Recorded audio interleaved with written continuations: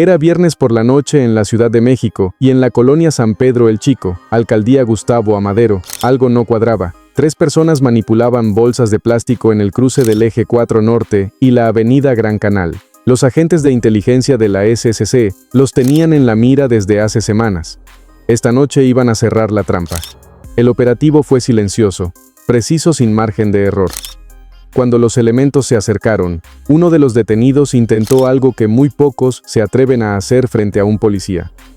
Ofrecer la droga que traía encima como soborno para que lo dejaran ir no funcionó. Ese gesto desesperado lo complicó todo porque acababa de agregar un tercer cargo a su expediente. Lo que aseguraron esa noche encendió las alarmas. 3 kilogramos de droga, un arma de fuego de uso exclusivo de las Fuerzas Armadas, cartuchos, dinero en efectivo, 2 teléfonos, 2 cangureras y una camioneta. No era un narcomenudista de esquina, era un operador con estructura, con red con célula activa en el norte de la capital. Su nombre Benoni Fernández Rosas.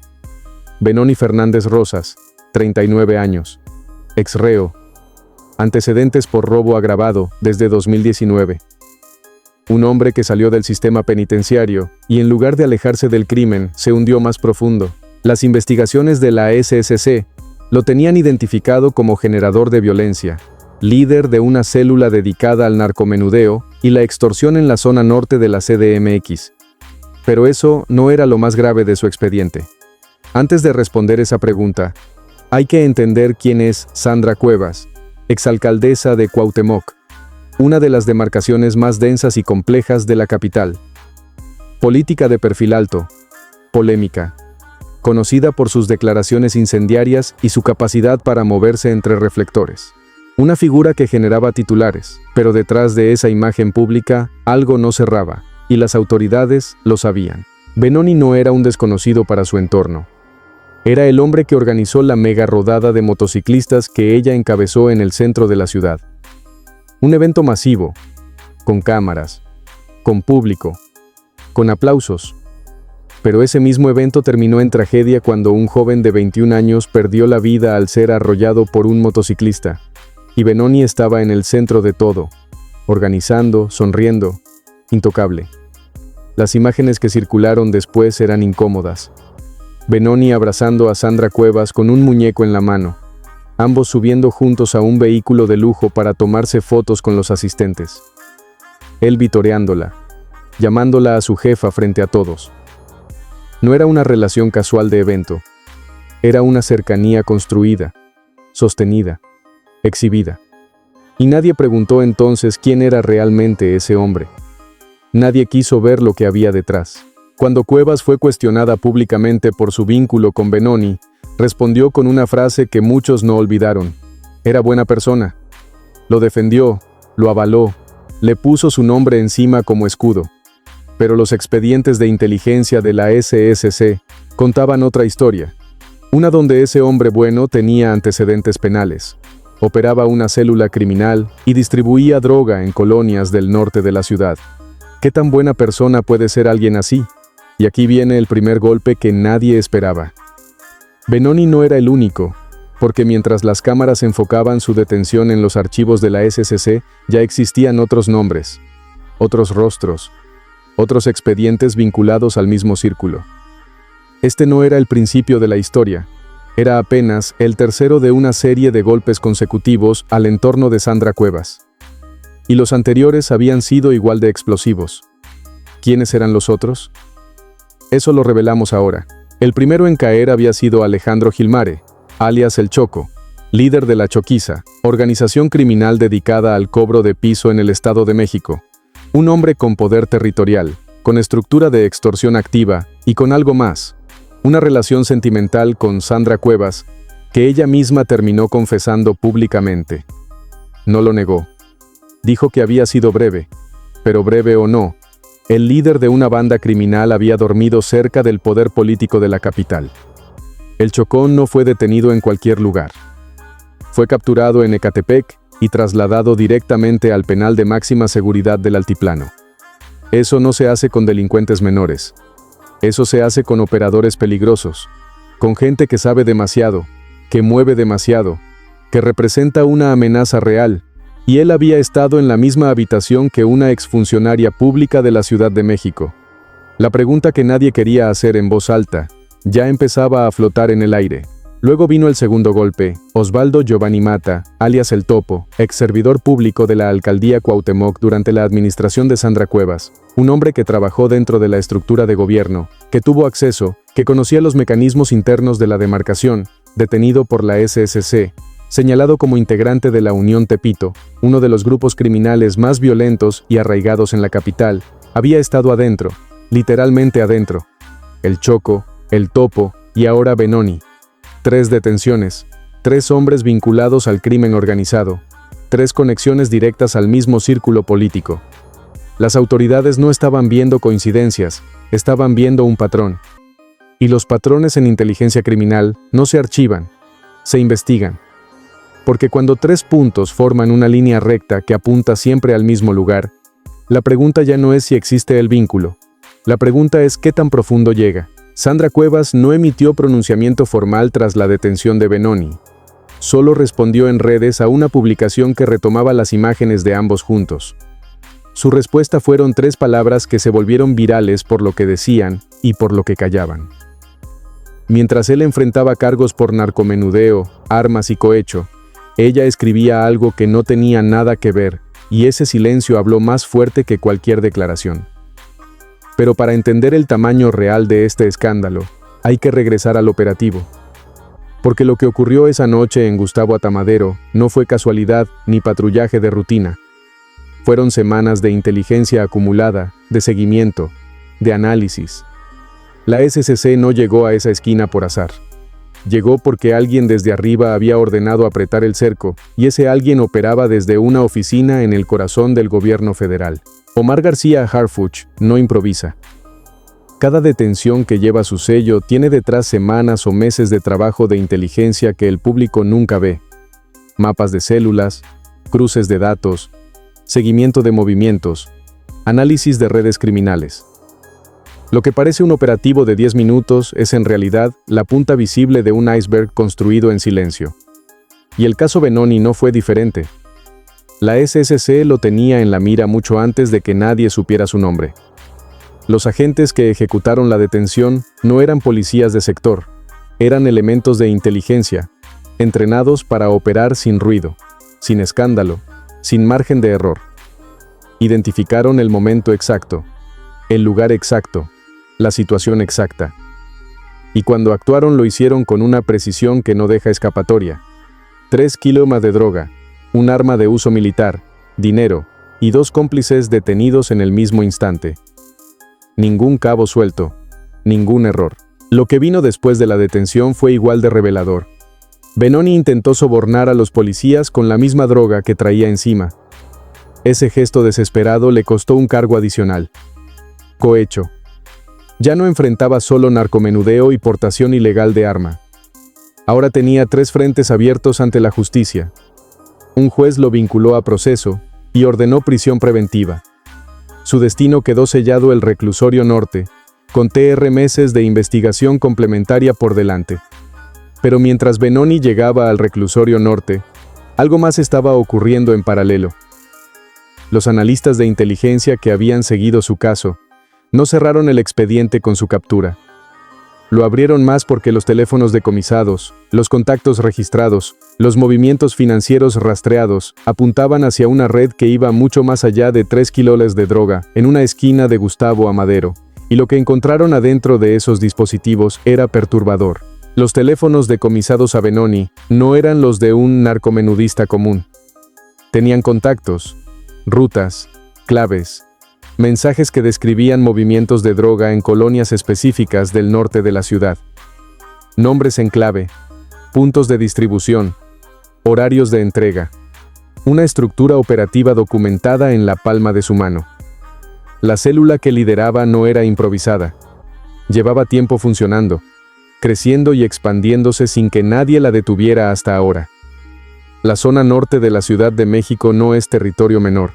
Es una franja urbana, densa, compleja, con colonias históricamente disputadas por distintas organizaciones criminales. Operar ahí requiere acuerdos, requiere respaldo, requiere protección.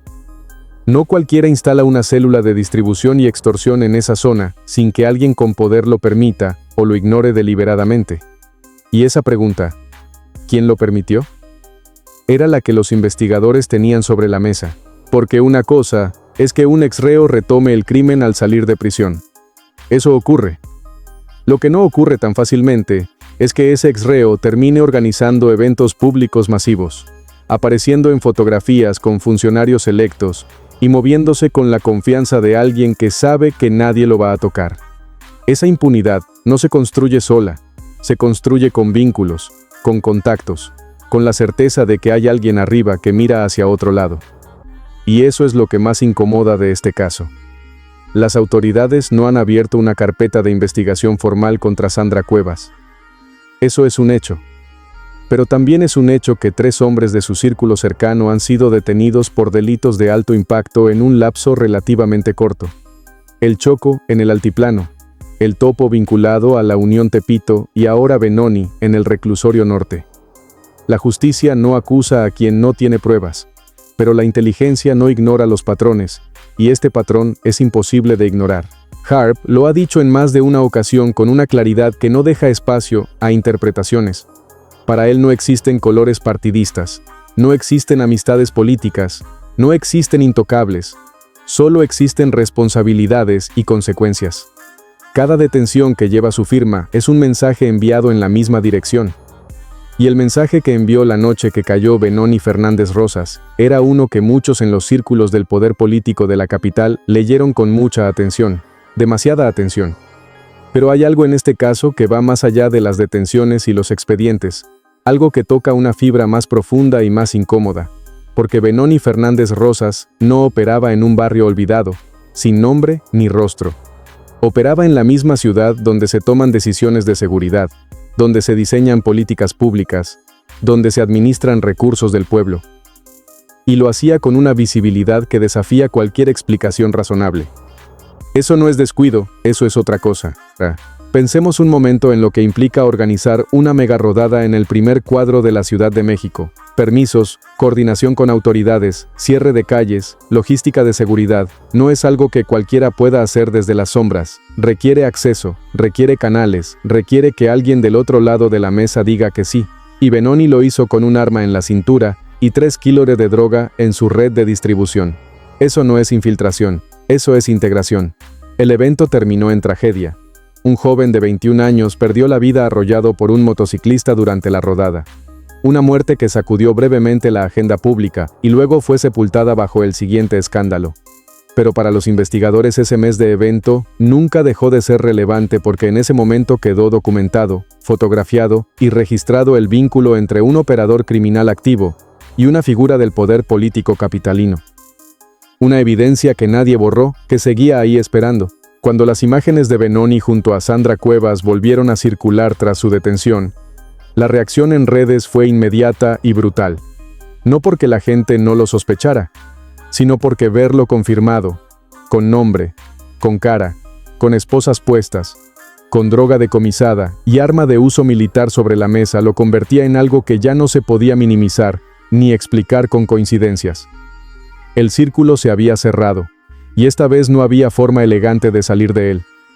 Y sin embargo, algo en este caso sigue abierto, algo que los investigadores no han terminado de revelar, y que los expedientes apenas insinúan. Porque Benoni Fernández Rosas no actuaba solo. Tenía 2 cómplices detenidos junto a él esa noche. Una mujer y un hombre, vinculados además con el homicidio de una persona en la misma alcaldía. Una muerte reciente, sin resolver, que de pronto quedaba conectada a la misma célula. ¿Qué sabía Benoni de ese crimen? Eso lo revelamos en la siguiente parte. Hasib Denis y Milton César. Esos son los nombres de los 2 cómplices detenidos junto a Benoni esa noche. No eran acompañantes casuales, eran parte activa de la misma célula, operando en el mismo territorio, bajo la misma estructura. Pero su expediente tenía un elemento adicional que el de Benoni no tenía. Las autoridades los vinculaban con el homicidio de un hombre ocurrido recientemente en Gustavo A. Madero. Una muerte violenta, sin resolver hasta esa noche. Un juez vinculó a proceso a los 3 detenidos en audiencias separadas. Primero Yasif y Milton, luego Benoni. Cada uno con sus cargos, cada uno con sus plazos de investigación complementaria. Pero lo que unía sus expedientes era más que la misma detención. Era la misma red, el mismo territorio, la misma lógica criminal. Una célula que distribuía droga, extorsionaba negocios y cuando era necesario, eliminaba obstáculos. Eso ya no era narcomenudeo. Eso era crimen organizado con todas sus letras. Y aquí el caso da un giro que pocos anticipaban. Porque mientras los 3 detenidos enfrentaban al juez, los analistas de inteligencia seguían trabajando con lo decomisado esa noche. Los teléfonos, el dinero en efectivo, la camioneta. Cada elemento era una pieza de un mapa más grande, y ese mapa no terminaba en una esquina de Gustavo Amadero. Sus líneas se extendían hacia otras colonias, hacia otros operadores, hacia otros nombres que aún no habían sido detenidos. La red seguía viva. Eso distingue la inteligencia del simple patrullaje. Un agente de sector detiene a quien encuentra. Uno de inteligencia detiene a quien necesita para llegar al siguiente. Benoni no era el objetivo final, era la puerta. Y una vez abierta, lo que había del otro lado obligó a ampliar el operativo, cruzar nuevas bases de datos y conectar puntos que parecían inconexos. El caso Benoni se estaba convirtiendo en algo mucho más grande de lo que parecía esa noche, porque hay una pregunta que ningún comunicado oficial ha respondido. Si Benoni llevaba tanto tiempo operando en el norte de la ciudad, si era visible, si organizaba eventos públicos y aparecía junto a funcionarios, ¿por qué no fue detenido antes? ¿Qué o quién lo protegía? ¿Había alguien del sistema mirando hacia otro lado cada vez que su nombre aparecía en un reporte? Si esa respuesta existe, lo cambia todo. Para responder esa pregunta, hay que entender cómo funciona la impunidad en una ciudad como la capital. No opera con grandes conspiraciones visibles. Opera con silencios pequeños, con reportes que se archivan sin seguimiento, con nombres que se mencionan y se olvidan convenientemente. La impunidad no grita, susurra.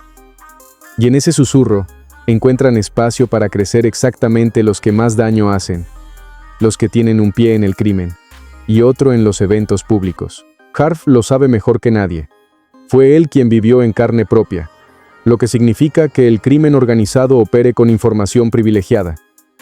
En julio de 2020 sobrevivió un atentado en su contra en las calles de la Ciudad de México. Más de 400 impactos de bala contra su vehículo.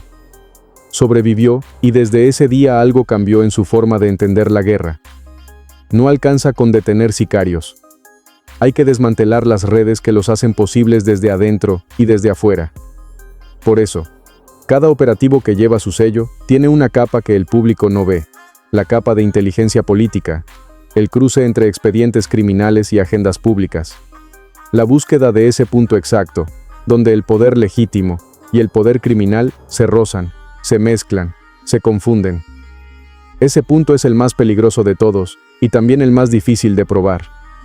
Pero cuando se prueba, cuando las evidencias son suficientes, Harfuch no duda.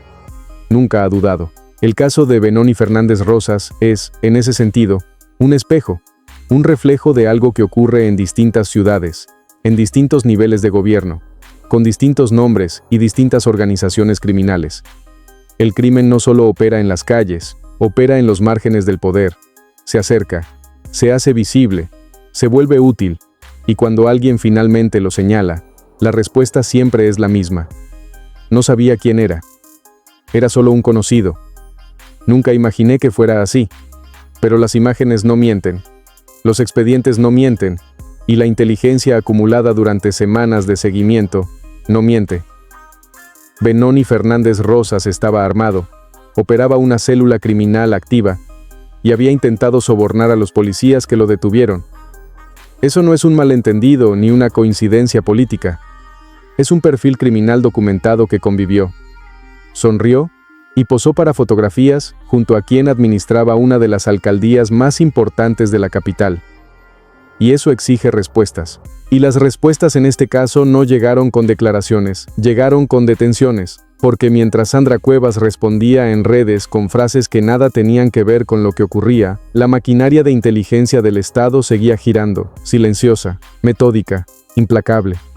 Cada captura del círculo no era un golpe aislado, era una pieza colocada en un tablero que alguien estaba construyendo con mucha paciencia y con un objetivo muy claro al final del camino. Porque lo que distingue esta serie de detenciones de cualquier operativo ordinario es su continuidad. El Choco, el Topo, Benoni.